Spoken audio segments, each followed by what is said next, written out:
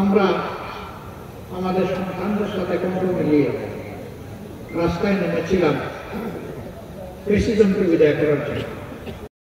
বরিশালের নেতা মহানগরী আমির তিনি অনেকগুলো সংগত দাবি উত্থাপন করেছেন, যোগাযোগ বিষয়ে, গ্যাস সরবরাহ বিষয়ে এবং আরো অনেকগুলা নদীমাতৃক বিষয়ে দৃষ্টি আকর্ষণ করেছেন। সবগুলোই সংগত। আমাকে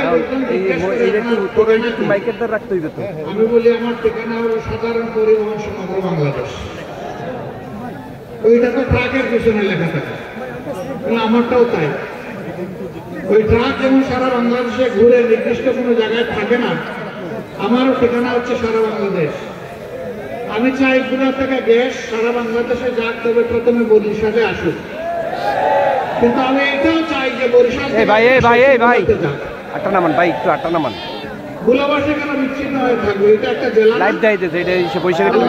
প্রাকৃতিক সম্পদ দেন নাই, গোলাবাসীর কোনো অবদান নাই এই বাংলাদেশে আছে।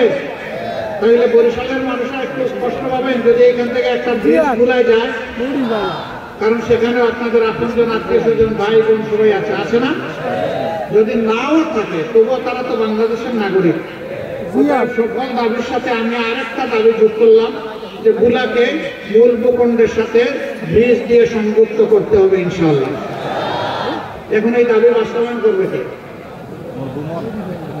বাস্তবায়নের সব দাবি দায়িত্ব আমাকে দিয়ে গেছেন বাবা সাহেব।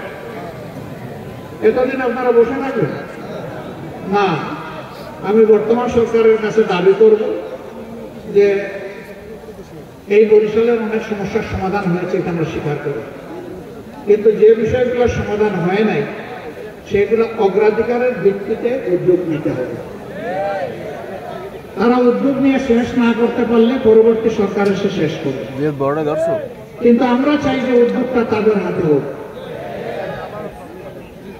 ভোলার জন্য আমি যে দাবিটা করলাম, হয়তো ভোলার জনগণের আরো অনেক দাবি আছে, কিন্তু আমার কাছে মনে হয়েছে এটি একটি মৌলিক দাবি।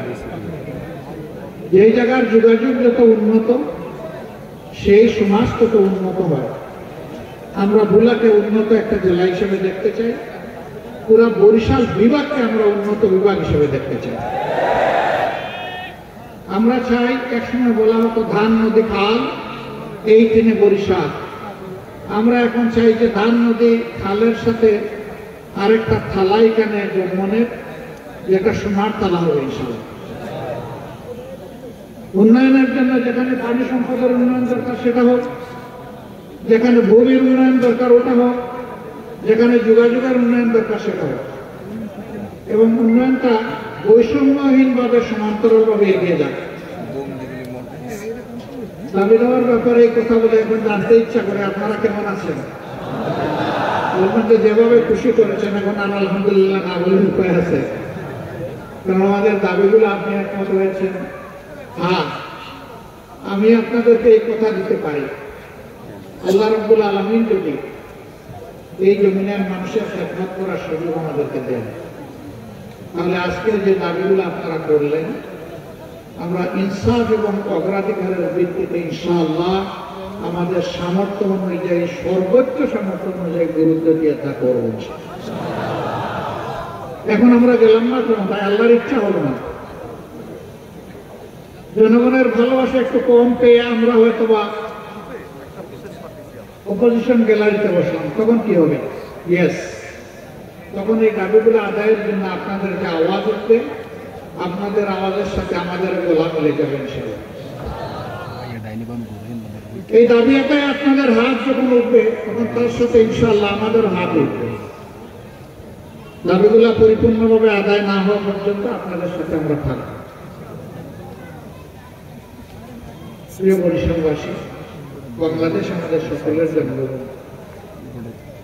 মুসলমান, হিন্দু, বৌদ্ধ, খ্রিস্টান, এই চার ধর্মের লোকেরা মিলেমিশে যুগ যুগ ধরে এখানে আমরা বসবাস করি। আমাদের মধ্যে ধর্মীয় সম্প্রীতি আছে, সামাজিক সম্প্রীতি আছে, কিন্তু একটা গোষ্ঠী বাংলাদেশকে 23.5 বছর শাসন করে বিভিন্ন পর্বে।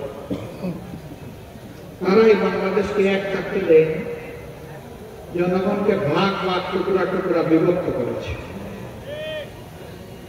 মুক্তিযুদ্ধের পক্ষ বিপক্ষ, মেজরিটি মাইনরিটি, বিভিন্ন ধরনের ভাগে বিভক্ত করেছে।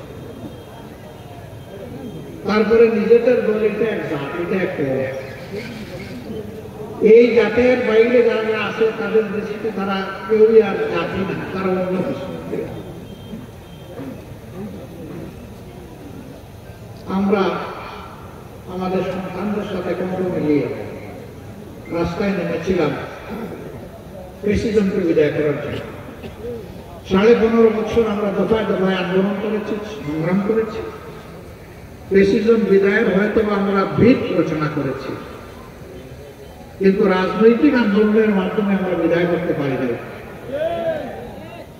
ঠিক বললেন, বড় আসতে করে, কারণ আপনারা একটা দলের তদন্ত, এটাই সত্য।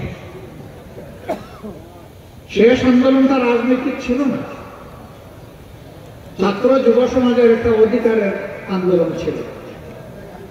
তারা অযৌক্তিক কৌটার সংস্কার দাবি করেছিল, আর সরকার তাদেরকে দমন করার জন্য হাতুড়ি বাহিনী পাঠিয়েছিল।